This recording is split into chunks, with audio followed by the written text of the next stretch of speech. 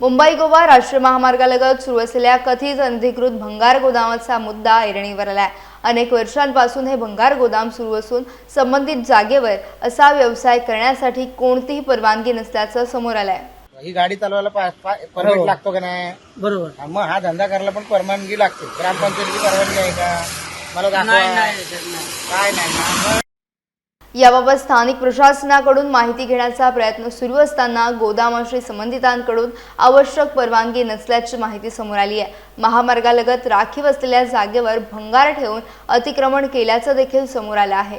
या कथित अनधिकृत व्यवसायामागे नेमके कोणाचे पाठबळ आहे, तसेच संबंधितांवर शासनाकडून कारवाई किंवा फौजदारी गुन्हे दाखल होणार का, याकडे आता स्थानिक नागरिकांसह सर्वांचं लक्ष लागलंय। याचा आढावा घेतलाय आमचे प्रतिनिधी बाळू सनगरे यांनी। आज आपण मुंबई गोवा राष्ट्रीय महामार्गावरती आहोत। हा राष्ट्रीय महामार्ग मुंबई गोवा आहे आणि या मुंबई गोवा महामार्गालगत एक भयान स्थिती या ठिकाणी आहे की तुम्ही माझ्या डाव्या बाजूला बघू शकता। अगदी ह्या राष्ट्रीय महामार्गाच्या लगत या ठिकाणी मोठ्या प्रमाणात हे भंगारचे गोदाम या ठिकाणी साठवले गेलेत।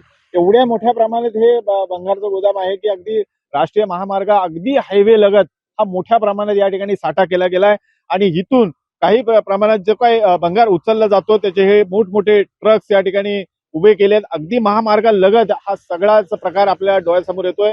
एकतर खरं पाहता ही जागा अशा प्रकारे वापरता येते, कारण ही जी काही जमीन आहे, ही जागा आहे ती राष्ट्रीय महामार्गाची येते आणि याच्यावर हे अतिक्रमण आहे की काय, आणि अशा प्रकारचा या ठिकाणी एक भयान स्थिती आपल्या या ठिकाणी पाहायला मिळते।